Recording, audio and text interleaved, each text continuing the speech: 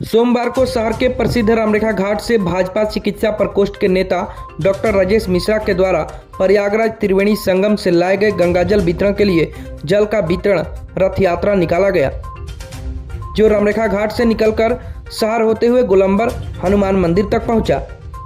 कार्यक्रम के संयोजक डॉक्टर राजेश मिश्रा ने कहा कि कुछ लोग सनातन विरोधी भाषा का इस्तेमाल कर रहे हैं। ऐसे लोगों को सनातन समाज कभी स्वीकार नहीं करेगा। हम लोग महाकुंभ का पवित्र गंगाजल हर सनातनी तक वितरण करेंगे, क्योंकि जो श्रद्धालु किसी भी कारणवश तीर्थराज प्रयाग नहीं जा सके हैं, उन्हें हम पवित्र जल उपलब्ध करा रहे हैं। इस मौके पर लक्ष्मण शर्मा, धनंजय राय, दिलीप वर्मा, अनूप वर्मा, हैप्पी मिश्रा, राजेश गुप्ता, भाजपा नगर अध्यक्ष ज्वाला सैनी, प्रोफेसर के मिश्रा, भाजपा युवा मोर्चा के जिलाध्यक्ष सौरभ तिवारी, दीपक पांडे, शिवजी पांडे, राजकुमार उपाध्याय, कृष्ण तिवारी, संतोष मिश्रा, राजकपूर वर्मा, राजेश गुप्ता, हरिओम चौबे, शिवजी, शंभू पांडे, सोनू दुबे, अश्वनी ओझा, दीपक मिश्रा, विष्णु शंकर ठाकुर सहित सैकड़ों लोग रथ यात्रा में शामिल रहे।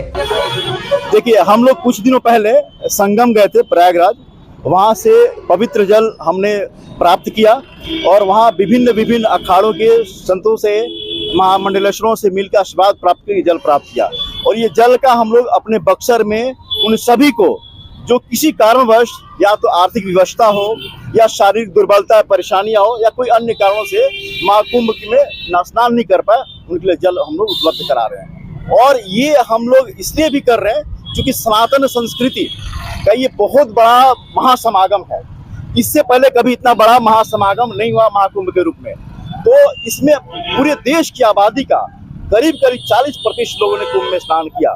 तो हम लोग अपने बक्सर जिले में, बक्सर एक श्रीधाम है, श्रीनगरी है, सभी श्रद्धालुओं तक ये जल पहुंच सके, पवित्र जल से वो स्नान कर सके, इस पुण्य का भागी बन सके, इसलिए हम लोग रथ यात्रा शुरू किया। आपका पद यात्रा का कुछ लोग चुनावी मायने भी निकाल रहे हैं। देखिए, इसके बहुत मायने चुनावी नहीं है, ये राजनीति कोई कार्यक्रम नहीं है, ये बिल्कुल धार्मिक और सनातनी है।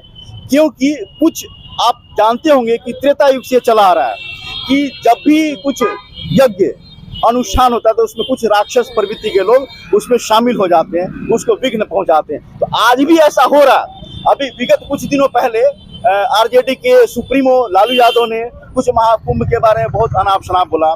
तृणमूल कांग्रेस के ममता बनर्जी ने भी कुछ अनाप शनाप बोला और समाजवादी पार्टी के अखिलेश जी और जया बच्चन ने भी। तो मैं उन सबको, जो विनाशी ताकतें हैं, जो अविनाशी सनातन के प्रति उंगलियां उठाते हैं, उन सबको मैं जवाब देना चाहता हूं कि अब संत, सन्यासी और सनातन यह अपमान बर्दाश्त नहीं किया जाएगा। इसका जवाब दिया जाएगा और इसका जवाब जनता भी देगी और जनता जवाब लेगी भी, क्योंकि हम सब धर्मनिरपेक्ष हैं। और मैं आप सबको एक बात बता दूं कि सनातन के मूल में धर्मनिरपेक्षता है, मानवता है।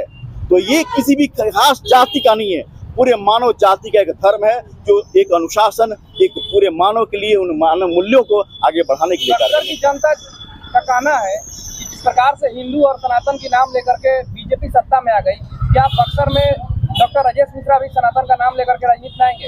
अरे नहीं, सनातन का नाम लेकर नहीं, सनातनी हम हैं।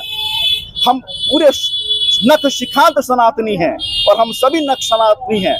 तो ये सनातनी राजनीति नहीं है, सनातनी एक व्यवस्था है, एक विचार है, एक संस्कृति है, एक सोच है। ये राजनीति नहीं है। राजनीति विधानसभा चुनाव में आप भाग्य आजमाएंगे?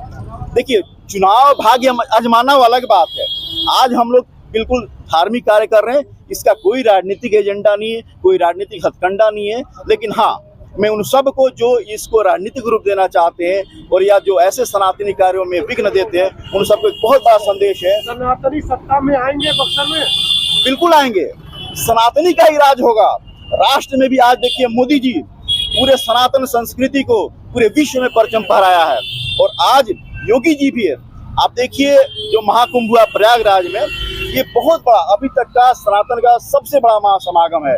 उसका पूरा का पूरा श्रेय योगी जी को और मोदी जी के नेतृत्व वाली सरकार को जाता है। लेकिन बक्सर, बिहार में तो डबल इंजन की सरकार है और केंद्र में मोदी की सरकार है। तो सनातन की जब बात हो रही है तो बक्सर तो सनातन की धरती है, तो फिर जिस प्रकार से विकास होनी चाहिए उस तरह का इसको पहचान क्यों नहीं मिला इस तक? हाँ, ये विडम्बना है, ये दुख की बात है कि बक्सर की जो संस्कृति रही है, जो विरासत रही है, वो बक्सर को वापस नहीं मिली है। तो हम लोग सनातनी लोग बक्सर को एक अपनी पहचान बनाए, धार्मिक स्थलों का उत्थान हो, इसके लिए हमने बेड़ा उठा लिया और हम कार्य करेंगे। आज हम महादेव की शपथ लेते हुए, माँ गंगा की शपथ लेते हुए मैं आज आप सबके साथ आह्वान करता हूं कि मैं बक्सर को उत्थान के लिए दिन रात कार्य करूंगा और करता रहूंगा। इसका कोई राजनीतिक नहीं है, कार्य करता रहूंगा। चाहे राजनीति में कुछ विषय मिले, कोई व्यवस्था मिले या नहीं मिले, मुझे कार्य करना बक्सर के लिए और मैं निरंतर करता रहूंगा।